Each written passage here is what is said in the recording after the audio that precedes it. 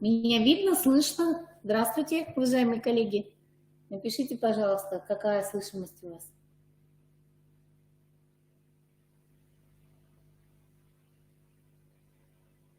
Тишина. Не слышно?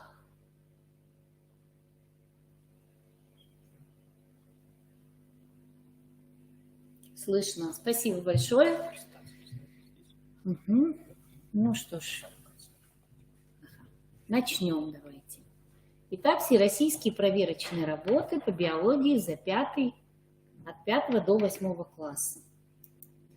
Ну, вы понимаете, что цель всероссийских проверочных работ — обеспечение единства образовательного пространства Российской Федерации, поддержки введения федерального государственного стандарта за счет их предоставления образовательным организациям единых проверочных материалов и единых критериев оценивания учебных достижений. ВПР позволяет осуществить диагностику достижений как предметных, так и метапредметных результатов, уровень сформированности универсальных учебных действий и овладение межпредметными понятиями, а также оценку личностных результатов обучения. Результаты ВПР – это прежде всего оценка личностных результатов, совершенствование методики преподавания, позволяет сделать и осуществить, вернее, проанализировать текущее состояние системы образования, ну и попробовать сформировать программу их развития. Понятно, что результаты ВПР, как правило, не используются для оценки деятельности образовательной организации или деятельности учителей. Хотя на уровне образовательной организации вы можете результаты эти использовать как результаты итоговой промежуточной аттестации. Любая всероссийская проверочная работа, она содержит ряд определенных требований, в том числе, естественно, научные требования, предметные требования, ну и понятно, что универсальные учебные действия, на которые они также ориентированы. Если посмотрим на контрольно-измерительные материалы всероссийских проверочных работ, то они направлены в основном на проверку сформированности учащихся специфических биологических умений по работе с биологическими объектами, овладение видами деятельности по получению нового биологического знания, уровня сформированности, естественно, научного типа мышления, научных представлений, ну а также владение биологической терминологией, ключевыми методами, приемами и так далее. Вот перед вами на сегодняшний день несколько вариантов книг, которые можно использовать для подготовки к всероссийским проверочным работам. Есть целая линейка вот у Кириленко от 5 по 8 класс уже, ну и ряд других авторов. Обложки, как видите, разные, содержание, как правило, совпадающее. Но если посмотреть на структуру вариантов всероссийской проверочной работы по биологии за 5 класс, она включает 10 заданий. Ну, как вы видите, номера заданий с 1 по 4, 6, 8, 9 в основном включают какие-то изображения логические, заключения, графики, карты, схемы и так далее. Здесь находятся вопросы на применение знаний на практике. Ну и 5, 7, а также 10, где у нас о профессии речь идет, там какая-то последовательность, либо работа с текстом. Ну, давайте пройдемся по этим заданиям. Итак, 5 класс, задание результаты, если посмотреть, значит, по республике Коми, вы видите, что ряд заданий с детьми выполняется почти на уровне 100%, а ряд заданий выпадает из общей картины, и дети плохо справляются с этими заданиями. Вот давайте посмотрим, какие же задания наиболее сложны для пятиклассников. Начнем с первого задания, которое, собственно говоря, выполняется практически на 100% детьми, и никаких сложностей обычно нет. Но перед вами перевод первичных баллов в отметки вы видите. Всего 29 баллов набирается, время выполнения дается 45 минут. То есть если у вас урок 40 минут, то вы еще должны дать 5 минут перемену для того, чтобы дети эту работу смогли выполнить. В качестве дополнительных инструментов даются линейки, карандаш, и какая-то специальная подготовка, как правило, не требуется. Вот это задание, которое, собственно, не вызывает особых затруднений. То есть определить, к какому царству относится изображение тех или иных живых объектов. Здесь, как правило, при 1 балле допускается 1 ошибка, если 2 балла, то здесь ошибок быть не должно при оценке. Если посмотреть на следующее задание, которое тоже входит в разряд первого задания, то есть первое задание у нас, собственно, ориентировано на выявление уровня владения умениями выделять существенные признаки. Вот здесь, как вы видите, особо сложное задание оказывается для детей. Они не могут сразу определить, сделать правильный выбор и определить, где здесь тот объект, который нужно исключить из общего числа и по какой причине его следует исключить. Кроме того, здесь также умение находить какой-то отсутствующий признак. Чаще всего дети находят присутствующий признак. То есть отсутствующий признак, вот для них это проблема найти. А вот присутствующий признак им находится довольно-таки быстро. То есть вы видите вот эти звездочки в презентации моей, поставила как раз на те задания, которые у детей вызывают наибольшую сложность. Посмотрим на задание номер 2. Задание номер 2 проверяет у нас умение по описанию биологического явления, определять процесс и формулировать его роль в жизни. Ну вот, как вы видите, здесь я взяла любые другие задания из любого КИМа. Может быть, такое именно конкретно задание у вас и не было предложено ребятам, но вот такое задание, тем не менее, в КИМах встречается. И как видите, если второе задание 2.1 у нас более-менее как-то выбор дети осуществляют правильно, но вот значение этого процесса для организма, как правило, детьми не называется или называется неверно. Вот тут проблема, для чего этот процесс нужен, что он дает. Задание номер 3. Задание номер 3 контролирует у нас знание биологических методов и оборудования, которое необходимо для проведения какого-то биологического исследования или эксперимента в конкретно заданных условиях. Ну, как видите, первое еще задание более-менее выполняется в линейке тройкой. А вот 3.2, где нужно объяснить, какой частью биологической науки пользуются, когда проводят такое наблюдение, вот здесь уже получается проблема. То есть иногда науки они назвать не могут. То есть вот, наверное, стоит на это тоже обратить внимание. Четвертое задание проверяет знание устройства оптических приборов, умение пользоваться, а также умение готовить какие-то микропрепараты. Ну, опять же, да, какие-то детали. Ну, собственно говоря, здесь особых затруднений не было у ребят, то есть они с этим заданием более-менее справлялись. А вот когда речь заходит о том, какую функцию выполняет то или иное оборудование, например, иногда, правда, вот бывало задание 4.1, где изображен микроскоп и внизу изображено зеркало, и ребята не могут сообразить, что же там под предметным столиком находится. По всей видимости, проблема в том, что у многих, ну не у многих, но есть классы, где вместо зеркала находится электрическая лампочка, и поэтому детям бывает сложно определить.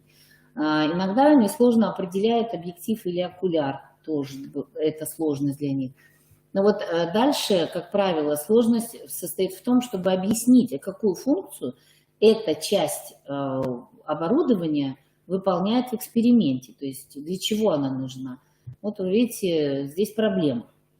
В линейке 4.3, как правило, необходимо указать, какое увеличение дает микроскоп или штативная лупа, и порой здесь тоже бывают проблемы, хотя вот они незначительны, то есть большая часть детей все-таки с этим заданием справляется. Иногда их пугает, когда здесь только одна цифра стоит, когда речь заходит о штативной лупе, и мы видим, что одна цифра стоит, например, она увеличит в 20 раз, но во сколько раз она увеличивается сам объект. И вот дети в поисках второго обозначения часто пишут вместо 20 200. То есть вот такое тоже встречается в ответах детей. Пятое задание, собственно говоря, проверяет умение систематизировать животных или растения. Ну, здесь, конечно, ошибки допускаются, но не на столь высоком уровне, как в других заданиях. Задание номер 6. Проверяет умение работать с информацией. Информация может быть представлена в виде диаграммы, причем разного типа. Здесь может быть дана даже географическая карта, и с каким-то заданием по распространению, скажем, растений или животных, и нужно будет по этой карте или по диаграмме поработать. Здесь может быть представлена еще и вторая часть задания, вот она, как правило, вызывает большее недоумение у детей, где необходимо сделать вывод на основе полученного анализа. Вот с выводами бывает довольно-таки сложно. Задание номер 7 проверяет умение уже анализировать текст биологического содержания и умение выделить ту нужную информацию, которая задается в вопросах. Как вы видите, наиболее трудным для ребят является сделать описание по плану. Почему-то вот так. Как правило, обычно вот не должно бы вроде бы это вызывать затруднений, но у большинства ребят здесь бывают проблемы. И особенно, когда нужно привести примеры вот в этой части, не менее скольки-то для того, чтобы определить, какую роль, с какой целью используется то или иное растение или животное. Идем дальше. Задание номер 8.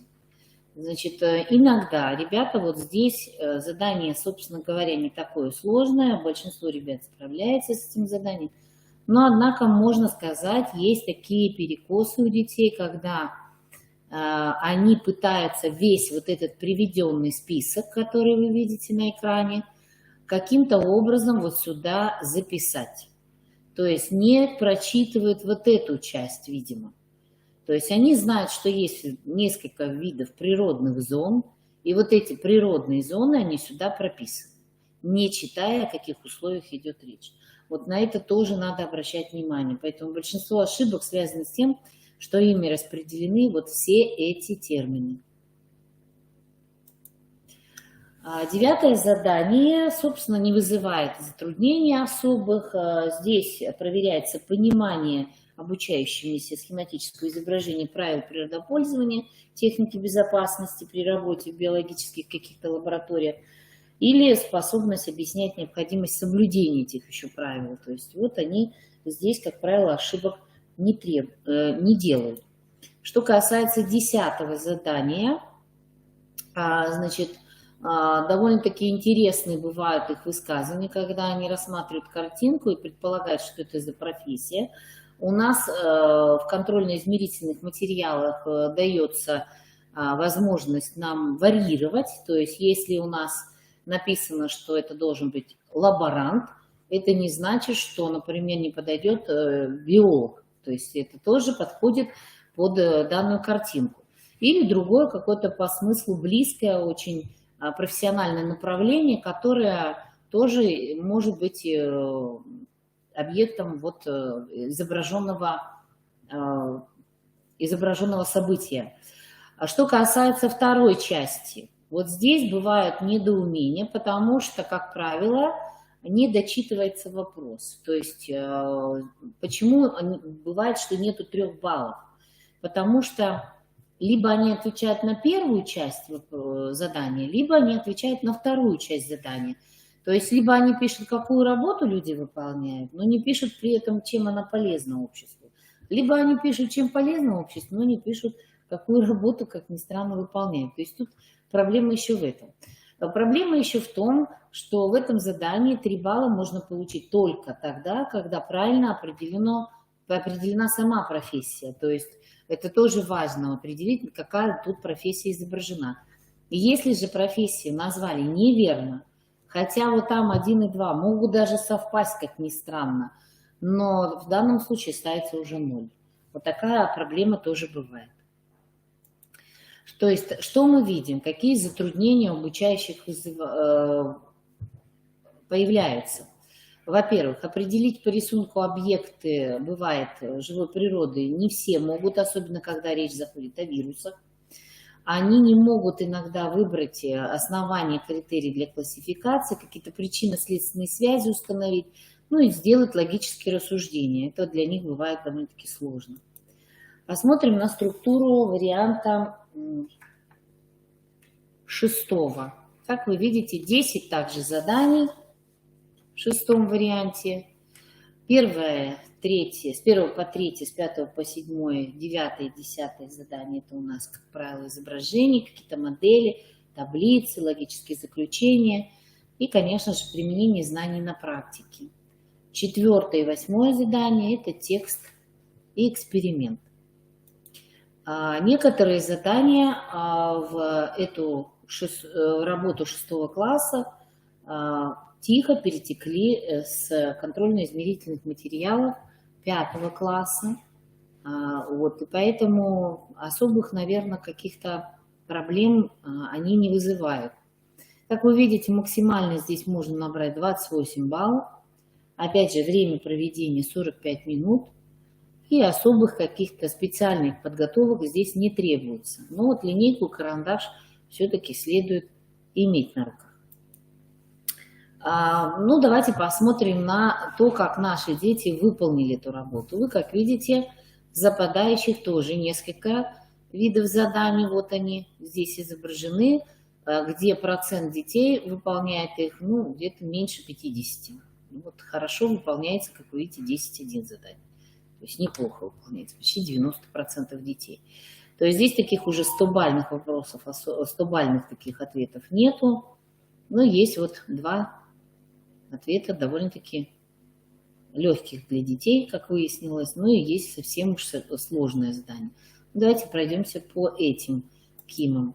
Значит, итак, задание номер 1. Оно направлено на выявление умения описывать биологический процесс.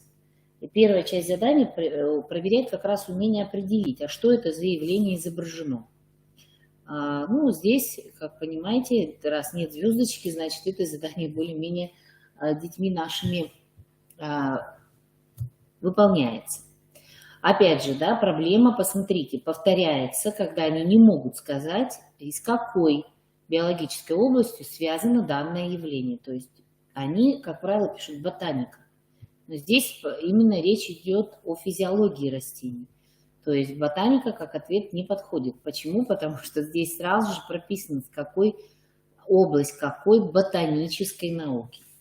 Но вот, тем не менее, проблема эта есть, сохраняется, значит, как-то надо, наверное, о науках этих более четко говорить на уроках, более подробно объяснять, что это за наука такая и на что она, в общем-то, ориентирована. А какие факторы усиливают это явление? Здесь особых проблем тоже не оказалось у детей, поэтому идем дальше. Задание номер 2. Собственно, задание номер 2, как правило, проверяет у нас взаимосвязи между жизненными процессами, органами или тканями. Вот такое еще есть. Значит, как правило, опять же, да, где нужно объяснить функцию, которую выполняет орган, здесь тоже бывают проблемы. Или функцию ткани тоже еще бывает. Или функцию клеток ткани. Здесь также достаточно проблематично для ребят. Задание номер 3 контролирует умение работать с микроскопическими объектами. Предлагается клетка, вот как правило, да, в первой части, и нужно узнать органоид, который был изображен под определенной буквой.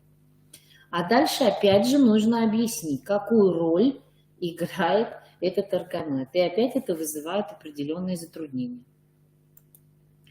Задание номер 3 для ребят вообще является довольно-таки сложным. Вы видите, и в третьей части этого задания, в общем-то, есть проблема, да, когда выяснить нужно, что изобразила на рисунке под цифрой 1 девочка, и объяснить, к какой ткани относится данное клетка. То есть это тоже проблема. Но, тем не менее, ткани, как мне кажется, тема для ребят достаточно сложная. Тем более, что у ребят времени на изучение ткани не так много. По сути, 1-2 урока. Правда, мы потом в течение всего периода, пока изучаем ботанику, мы периодически возвращаемся к этим тканям. Ткани корня, ткани растений, ткани побегов, ткани плодов и так далее. Но, тем не менее, вот такая проблема все-таки существует. Ну, плюс, конечно же, недостаток, наверное, все-таки времени для того, чтобы изучать более детально, поскольку 1 час в неделю биологии в 6 классе – это очень мало. Задание 4 проверяет умение читать и понимать текст, где нужно из списка слов выбрать правильные термины и поставить в нужном положении. Здесь, как правило, особых затруднений нет, хотя у разных ребят степень успешности выполнения данного задания разная. То есть мы понимаем, что на работу с текстом надо, конечно, обращать серьезное внимание. Задание номер 5. Опять же, изображение дается отдельных органов растений, да, и где нужно стрелочками показать, где у нас стебель, где плод, где луковица. Собственно, первая часть 5-го задания особых затруднений не вызывает. Вызывает затруднения, опять же, функции этих органов. Поэтому, вот, как правило, да, тяжело отвечать, и какую функцию выполняет стебель, например, и какой орган выполняет данную функцию. То есть вот что касается функциональных особенностей, это для ребят бывают довольно-таки неподъемные вопросы. Посмотрим дальше. Ну, здесь ответы, как вы видите, да. Значит, 6-е задание. 6-е задание проверяет знание строения и функций отдельных органов растения. И здесь особых проблем мы не видим. В 7-м задании, где нужно, собственно, извлекать информацию из предложенной таблицы. Но не скажу, что это задание для ребят оказывается сложным, хотя есть дети, которые тяжело тоже работают с такого рода заданиями. Так, задание номер 8. Задание номер 8, как вы видите, довольно сложное для многих ребят, где нужно объяснить функцию какого-то органа. Опять же, да, но не обязательно эта функция может быть, это может быть какой-то эксперимент, который был поставлен. Это может быть эксперимент, связанный, например, с семенами, с корнями, с побегами. Но вот экспериментальная часть для детей вообще очень сложна. Они здесь практически даже не могут понять, что от них требуется, когда пытаются ответить на этот вопрос. И часто ответы не то, что они не попадают в ответ, они даже не понимают, судя по тому, что они пишут, становится ясно, что они даже суть вопроса не поняли. То есть вот для них экспериментальная часть очень сложна. Задание 9. В общем-то, контролирует умение описывать объект, сравнивая его с пунктами плана. Ну, такое задание, как правило, для них особой сложности не имеет. Ну, для этого нужна, конечно, линейка для того, чтобы измерить. Но скажу, что иногда здесь бывает одна ошибка, как правило. Ну, как правило, вот где-то в какой-то из позиций они могут запутаться, конечно. Ну, получат 1 балл, как правило. Так, ну вот задание 9 еще может быть и такого плана, как вы видите. Так, вот такие могут быть еще. Тем не менее, с этим они еще более-менее справляются. 10-е задание, где нужно описать растения, опять же, да, исходя из значков. Удивительно, но изначально вот эти значки почему-то детей путали. И они не могли описать, как выглядит растение, хотя здесь, казалось бы, все похоже. Все понятно, что надо делать. Но, может быть, распечатанные кимы иногда бывают не настолько хороши, что вот, например, сухая или увлажненная земля, вот здесь, когда уже прописано бывает, что это не всегда дети видят. То есть если слабо распечаталась работа, то уже начинаются небольшие проблемы. А так, в принципе, задание достаточно легко выполнимое. Как и, собственно, сравнить, в чем совпадает это растение, тоже, в общем-то, легко. Значит, существенные признаки, как вы видите, да, как правило, тяжело выделяют ребята, очень сложно функции определяются для них, вот, какие-то признаки живого. Ну и, конечно, клеточные структуры здесь тоже могут быть проблемы. Итак, структура варианта всероссийской проверочной работы за 7 класс включает 13 заданий. 5-е задание – текст. Все остальные задания, как вы видите, это систематизация, классификация, логическое построение, применение знаний на практике и так далее. На задание дается уже 60 минут, то есть это, по сути, целый час. Дополнительные какие-то инструменты не требуются. Специальная подготовка, опять же, тоже не требуется. Как видите, 28 баллов набирается, это первичные баллы. Ну, давайте посмотрим. Здесь, как правило, лишь несколько вариантов, мы видим достаточно высокие. Ну, то есть мы что видим? В 10 классе, в 5 классе 100-бальные есть ответы, почти 90-бальные есть ответы в 6 классе, а вот здесь, как правило, снижается результативность и успешность выполнения тех или иных заданий. Это, конечно, можно связать с тем, что задание становится сложнее, но и информативность этих заданий тоже больше. Ну, давайте посмотрим, что мы сюда вносим. Есть задания, которые ребята выполняют достаточно просто. Ну вот, правда, иногда, если они их вообще полно не видели никогда в своей жизни, они могут их тут поменять местами, и, соответственно, этот балл потерять. Первое задание, как правило, опять же, да, на проверку умения узнать изображение и соотнести с их названиями. Второе задание, когда нужно 3 объединить объекта, а 1 выпадающий назвать и объяснить, почему он выпадающий, вот это задание довольно сложное. Иногда они вроде бы и правильно называют объект, но не могут объяснить, почему они его выбрали. То есть вот тут проблема тоже бывает. И в некоторых случаях они и объект неправильно называют. Такие проблемы тоже есть. Дальше, каково значение во втором задании, значение растений, грибов, бактерий в природе, но это задание для них особой сложностью не является. Задание номер 3, где также проверяется умение систематизировать, расписать правильно таксоны, тоже особых затруднений не вызывает. Не 2 балла иногда набирают, иногда набирают 1 балл, перепутав, например, род и вид. Такое тоже бывает.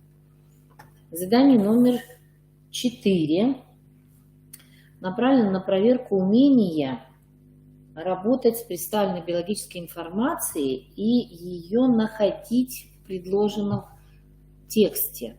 То есть такое задание, как вы помните, есть, собственно говоря, и в контрольно-измерительных материалах основного государственного экзамена, насколько я помню, даже, по-моему, встречала в ЕГЭ.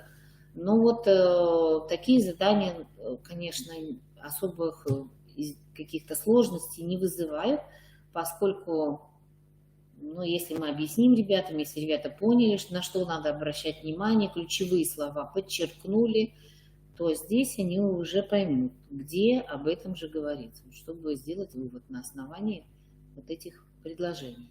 Поэтому задание несложное для них.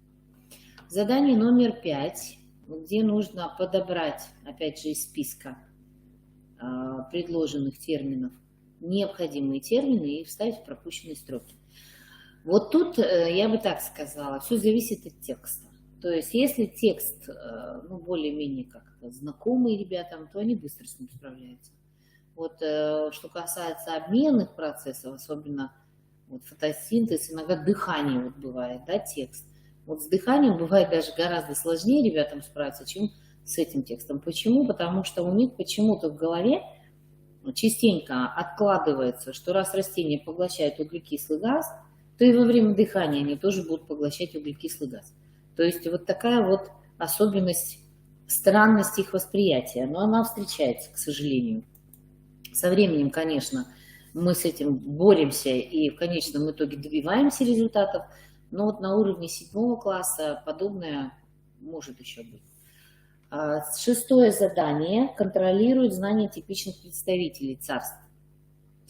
Вот царство грибы, царство растения. Здесь, собственно, особых проблем нет.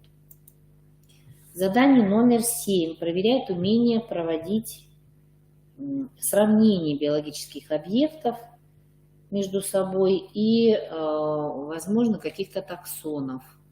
Вот здесь надо распределить характеристики между царствами.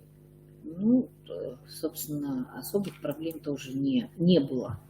Задание номер 8, вот где нужно установить последовательность этапов жизненного цикла, как правило, да, каких-то процессов, явлений.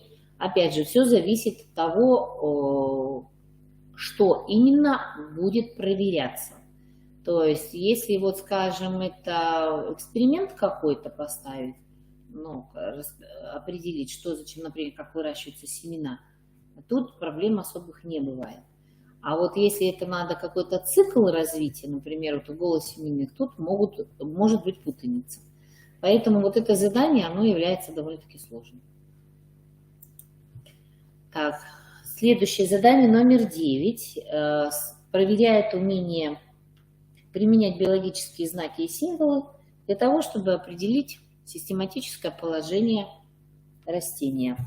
Например, да, вот здесь мы видим, дана диаграмма растения, и нужно определить, какое это семейство. С диаграммами мы не так часто встречаемся в учебниках, поэтому иногда бывает, что ребята как бы не могут эту работу сделать, но тем не менее некоторые справляются. Какой признак, показанный на диаграмме цветка, позволяет определить принадлежность растений к семейству и почему? То есть, когда нужно обосновать свой выбор, вот здесь опять сложность. То есть дети плохо делают умозаключения. Задание номер 11. Контролирует умение оценить информацию, правильная она или неправильная, ну и выбрать, соответственно, позицию, которая покажет, насколько верны те или иные суждения. Такое задание, ну, части ребят, конечно, вызывает сложности, но все-таки большая часть справляется. Задание 12 проверяет умение классифицировать изображенные растения, грибы или бактерии по каким-то основаниям. Ну, здесь дается варианты растений и предлагается разделить на 2 группы по 3 представителя в каждой. И вот почему-то это задание довольно-таки тяжело идет. И при этом надо еще основания прописать, то есть почему мы их вот так определили. Вот это задание оказалось довольно сложным для учащихся. То есть что основание – это тип плода, что это сочные сухие плоды. И вот здесь бывают ошибки довольно часто, и вот здесь они. Или тут они напишут, а тут они не могут основания привести. Вот проблема, конечно, опять же, я и говорю, с умозаключением, с тем, чтобы увидеть, проанализировать информацию и сделать правильные выводы. Задание «Узнать объекты» особых проблем не вызывает, узнать объекты, посмотреть на них и правильно подписать. Единственное, здесь из-за невнимательности бывает, что они подписывают, не высматривая вот эти изображения. То есть они их увидели, а подписали вот здесь, первый попавшийся. То есть такая вот тоже особенность бывает, очень странно, но хотя тут написано, что под изображением надо подписать. Бывает, что они вот эти среды обитания тоже могут запутаться в них. Вот такая почему-то система тоже встречается в их понимании. Сложнее, конечно, для них определить, кто здесь, к какому из отделов относятся наши организмы. То есть вот это вот для них тоже будет довольно сложно. какими цифрами на схеме обозначены группы организмов, к которым относят предыдущие растения. Вот они тут сложно очень говорят, ну и, соответственно, довольно тяжело для них бывает вот это систематическое обоснование сделать, тоже бывает сложно. Иногда при перепроверке мы потом начинаем объяснять, они не могут понять вот эту эволюционную картину, которая здесь вот предлагается. Ну что ж, есть над чем работать, как говорится, поэтому будем работать. Значит, наибольшие трудности вызывают, как вы видите, свойства живых организмов, жизнедеятельность, какие-то функциональные особенности организмов. Бывают эволюционные процессы, конечно, тоже для них вызывают особую сложность. Ну и опыт проведения каких-то экспериментов для них пока еще довольно-таки тяжел, поэтому понятно, что они несложные биологические эксперименты, для них тоже вызывают какие-то затруднения. Опять же, это связано с тем, наверное, что не хватает нам времени порой на уроке какие-то экспериментальные вещи проговаривать или проводить.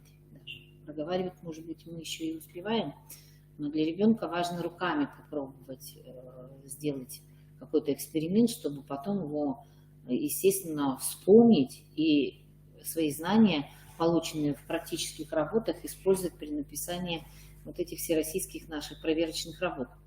Итак, структура варианта по биологии за 8 класс. Ну, вы, наверное, знаете, что у нас в 8 классе проверялось в этом году, почему так получилось, да, видимо, потому что мы с вами в основном на концентрической программе находимся, и в 8 классе у нас идет изучение анатомии, физиологии человека, но вот во многих городах они находятся на линейной программе, и у них структура варианта ВПР по биологии была в 8 классе по зоологии, к сожалению. И для многих ребят это было проблематично. Почему? Потому что они, конечно, за год уже подзабыли какие-то зоологические объекты, какие-то зоологические знания немножко стерлись, но вот, тем не менее, какие-то особенности вот, памяти хотя бы мы смогли проверить.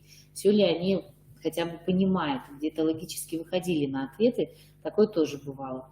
В этом году, немножко вернусь назад, в 7 классе мы с вами посмотрели, в основном там был предложен КИМ по ботанике, но как альтернативно использовался КИМ и по зоологии. Вот тот как раз, который в 8 классе у нас как раз предлагается. В этом году вы могли воспользоваться и этим КИМом при написании работы в 7 классе. То есть предлагалось 2 варианта. Но вот в 8 классе, к сожалению, таких 2 вариантов не предлагалось, поэтому мы были вынуждены писать всероссийскую проверочную работу, собственно говоря, по зоологии. И поэтому работа, ну, как вот она выглядела вот таким образом. То есть мы видим 3-й и 9-й вопрос, это была работа с текстом, а остальные, в общем-то, вопросы были вот таким образом систематизированы, то есть имели какие-то рисунки, таблицы, требовали логических рассуждений, объяснений применения знаний на практике и так далее. Итак, посмотрим на то, какие отметки могли они получить. Это 35 баллов, время выполнения давалось 60 минут, никаких дополнительных инструментов не требовалось, ну и, соответственно, специальная подготовка не требовалась. Как видите, здесь у нас тоже довольно-таки странный разлет. Опять же, есть вопросы, которые детьми были легко как бы отвечены, и есть довольно-таки сложные ответы, которые меньше 50% наших ребят смогли вот с ними справиться. Посмотрим. Итак, задание номер 1. Оно направлено было на то, как дети понимают, что зоология – это целая система наук, и они могли определить объекты этих наук и обозначить эту науку. Ну, как видите, здесь у нас, собственно, не такой уж сложный как бы вариант. не такой сложный вариант был заданий предложен, поэтому они, конечно, справились. Но если вы помните, там был вариант у нас еще где-то в КИМах предложен ящерицы, змеи. Нужно было назвать, что это герпетолог. Поэтому, конечно, где-то ребятам было и посложнее. То есть в зависимости от того, какая конкретно наука зоологическая была предложена в КИМе. То есть ихтиология все-таки для ребят более простой вариант, чем герпетология, орнитологию более-менее даже еще знают, а вот энтомологию и другие зоологические науки ребята усваивают похуже. Если посмотрим на задание номер 2, здесь нужно было указать тип симметрии и среду обитания. Ошибки, которые были допущены ребятами в этом задании, часто были связаны со средой обитания. Как ни странно, несмотря на то, что было написано среду обитания указать, некоторые стали указывать место обитания. Лес, луг и так далее. Конечно, это был уже ошибочный ответ, поэтому его не засчитывали. Поэтому, наверное, и баллов там не так много, как хотелось бы, заработали наши ребята.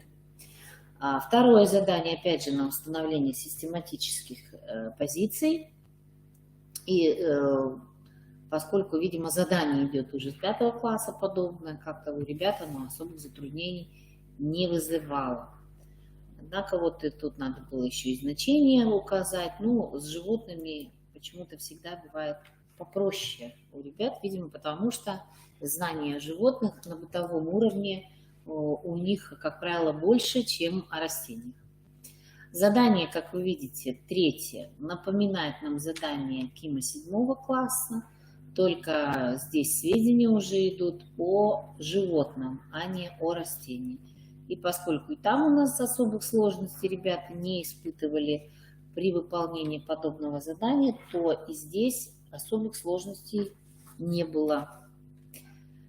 Задание номер 4, где нужно было определить тип развития насекомых, не вошел в разряд очень сложных, хотя ошибки все-таки детьми были допущены. Во-первых, потому что предложен был список не совсем знакомых иногда насекомых, и поэтому определить, кто в какую категорию у нас тут входит, да, было довольно непросто. К тому же здесь все-таки учитывалась одна только ошибка, то есть одна позиция могла быть, вот, например, цифра 6, перейти вот сюда, и тогда получил бы 1 балл. Но если ребенок перепутал 5 и 6, это уже считалось как 2 ошибки, и, соответственно, получал 0. Поэтому, конечно, здесь тоже были ошибочные мнения у детей, но в большинстве своем большинство ребят смогли справиться с этой работой. А вот какой тип характерен для бабочки, изображенной на рисунке, например, ну или другого насекомого, здесь сложность вызвала вот эта часть. Опять же, где нужно было обосновать свой ответ, почему именно так. Проблема вот оказалась здесь. В этом задании, в 4, ошибки какого были плана? Ну, они, например, писали про... Ну, вообще, в принципе, если даже не вот такой ответ написали про куколку, что куколка стадия есть, то это можно было бы принять, потому что куколка – это действительно для насекомых с полным превращением. Но многие забыли этот термин куколка, про личинку, что она не похожа на взрослую насекомое, не написали. Поэтому сложность оказалась такой. Задание номер 5 обычно проверяет умение работать с рисунками, где представлена схема каких-то циклов развития. Каких-то паразитических червей, где нужно было найти определенную стадию, обозначенную в номере 5.1. Вот с этой задачей справились, конечно, больше 50% ребят, но все-таки не так хорошо, как этого бы хотелось. И опять же, да, когда потребовалось что-то пояснить, объяснить, на какой стадии и почему, вот опять же здесь была большая проблема у ребят. То есть здесь уже была сложность. в оценке влияния данного животного на организм человека. Задание номер 6. Проверяет знание особенностей строения и функционирования отдельных систем органов и органов разных животных, разных систематических групп. Но вот я могу сказать, как в КИМах в свое время было довольно сложно определить задание, связанное с моллюсками. Сложно давалось ребятам, сложно они определяли, что у моллюсков есть, чего нету, какие-то моллюски брюхоногие, головоногие. Вот когда дело касается моллюсков, не всегда хорошо отвечают ребята. А если речь заходит о каких-то других видах животных, ну или формах животных, да, то там попроще как-то бывает. Так, вот это задание, конечно, некоторые узнали, вообще большинство узнали, что это легкие птицы. И, собственно, в этом задании, когда отдельные органы показываются, ну, все зависит от того, знакома ли хорошо эта картинка ребенку или нет, конечно, определяют по-разному. Но мы видим, что ребята в основном с этим заданием справляются. Задание 8, где нужно распределить признаки между рептилиями и птицами. Вот здесь дается, может быть, рептилии земноводные, птицы земноводные, птицы млекопитающие. Вот оказалось почему-то сложным. Они просто-напросто путали две позиции между собой. Ну и, соответственно, две позиции перепутали, например, 2 и 1 поменяли местами. Это считалось уже как 2 ошибки, и, соответственно, 0 получали. По этому заданию, может быть, именно в этом была причина вот этой неуспешности при выполнении данного вопроса, получения ответов. Вот здесь довольно простая показана работа.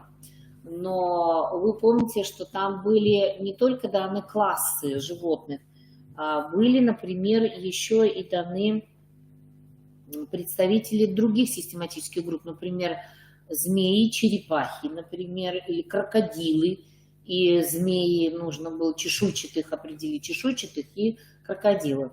И вот там-то были небольшие проблемы, то есть когда берется целый класс животных, то найти в классе представителей проще, поскольку, конечно, они знают их. А вот когда надо найти в отряде этих представителей, от одного отряда, вот тут уже проблема. То есть мы сужаем область поиска, и вот тогда начинаются проблемы при написании представителей. Задание номер 9. Вот текст оказался уже не такой подъемный, как в предыдущие годы. Здесь уже сам текст сложнее становится, терминов предлагается больше, и, соответственно, сложности появляются. Особенно в 8 классе, как вы помните, кишечно-полостных изучали в начале года, где-то в первой четверти, а это уже спустя целый год. Нужно было вспомнить, какие клетки за что отвечают. То есть тут уже, конечно, была проблема.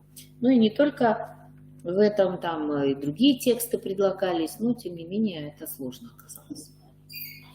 Задание 10 проверяет умение соотносить объект изображенный с его описанием.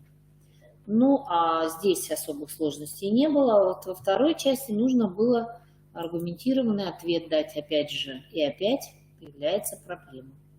То есть, как я уже повторюсь неоднократно, то, что требует объяснений или аргументов, у детей вызывает проблему в написании. Задание 11. Оценить суждение тоже оказалось проблематично для 8-классников. Задание 12. Особых затруднений не вызывало, только по отдельным позициям. Они могли потерять от 1 до 2 баллов, как правило, но 1 балл, как правило, набирали. Здесь нужно было, опять же, оценить какие-то сведения из таблицы и по таблице дать ответы на поставленные вопросы. Поэтому особо, что вот было замечено, что с таблицами они, собственно, справляются. Задание 13. Здесь довольно-таки интересная ситуация оказалась. Значит, Конечно, если это собака, там, или что у нас там было, собака, лошадь, вот почему-то очень тяжело всегда определяется, ну, пока только собаки были, слава богу. А собаку они определяют, выясняют, кому она подходит, под какой параметр она подходит, да. Но опять же, да, вот тяжело иногда при напечатывании, если мутная фотография, дети делают ошибки. Не видят, например, вот этих пятен, или им кажется, что здесь тень такая, а возможно, это вот такое пятно. То есть вот тут проблема тоже бывает. Но хотя в большинстве своем они с задачей справились. Особых сложностей нет. А вот здесь уже, что интересно, да, то есть, казалось бы, ну что тут сложного? Оценили, сравнили, подходят ли они под вот эти характеристики. Если подходит, то значит собака соответствует стандартам, и ее можно использовать для чистопородного размножения. Но вот, как ни странно, у них было, например, что собака не подходила под это описание. Тем не менее, они делали заключение о том, что она может использоваться для чистопородного размножения. Или наоборот, она подходила под описание, они писали, что не может использоваться. То есть вот то ли невдумчиво прочитали, то ли не очень поняли это задание, почему-то вот здесь были проблемы. Вот теперь, тем не менее, надо делать, устанавливать взаимосвязи, вот, раскрывать роль биологии в практической деятельности людей, понятно, и осуществлять классификацию. Тут бывали разные варианты. Значит, на что хочу обратить внимание. Понятно, что для того, чтобы они хорошо писали всероссийские проверочные работы, необходимо подобные задания вводить в обычные проверочные работы, которые мы с вами используем на уроке. То есть и обращаем внимание на экспериментальную часть, потому что эксперименты, вот умения исследовательские, на них сейчас обращается внимание больше и больше. Они начали входить уже и в контрольно-измерительные материалы основного государственного экзамена, и в контрольно-измерительные материалы единого государственного экзамена. То есть ВПР может нам дать такую стартовую как бы площадочку для того, чтобы дети неплохо потом справлялись с заданиями на экзаменах. Вот. Большое спасибо за внимание. Если есть ко мне вопросы, я постараюсь сейчас на них ответить. Вопросы есть?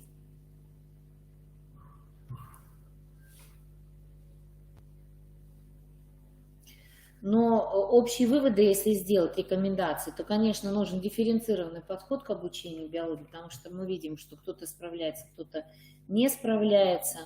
Отработать с учащимися западающие темы, такие как бактерии, растения, вот, и грибы. Животные более-менее они могут работать с ними. Скорректировать свои контрольные работы, естественно, как я уже и сказала. И вводить задания на причинно-следственные связи, на установление их, на логические рассуждения, на умозаключения, что вы делали, ну и какие-то несложные биологические эксперименты. Если ко мне вопросов нет, спасибо вам за внимание. Я еще подожду 2 минуты, может кто-то что-то меня спросит. Если нет, тогда я с вами прощаюсь. Так, что касается всероссийских проверочных работ в 8 классе, надеюсь, что в этом году будет предложено 2 варианта. Как и в прошлом году, вы, наверное, обратили внимание, что сначала в 7 классе, позапрошлом году, мы писали тоже только ботанику, а уже в прошлом году, с учетом наших мнений и рекомендаций, мы все-таки отправляли с вами какую-то аналитическую справочку о том, что у нас учебник другой, а ВПР другой, не соответствуют друг другу они. Поэтому в прошлом году были предложены 2 варианта ВПР КИМов, которые были ориентированы на линейную программу, на концентрическую. Думаю, что в этом году в 8 классе нам также должны предложить 2 варианта. То есть один будет на линейку предложен КИМ, по линейке, где идут, ребята будут решать, А для концентрической программы будет предложена, скорее всего, уже другая контрольная работа, проверочная работа, которая будет содержать знания по анатомии. Кстати, подобные всероссийские проверочные работы, ну, во всяком случае, они же не проводились еще пока в таком ракурсе, но, тем не менее, подобные контрольно-измерительные материалы стали появляться в интернете, вы можете их поискать, они уже ориентированы на вот именно 8 класс, на анатомию и физиологию человека. Еще вопросы будут? То есть я думаю, что у нас будет право выбора с вами выбрать нужный нам вариант. Тогда спасибо большое. Я со всеми прощаюсь. До свидания.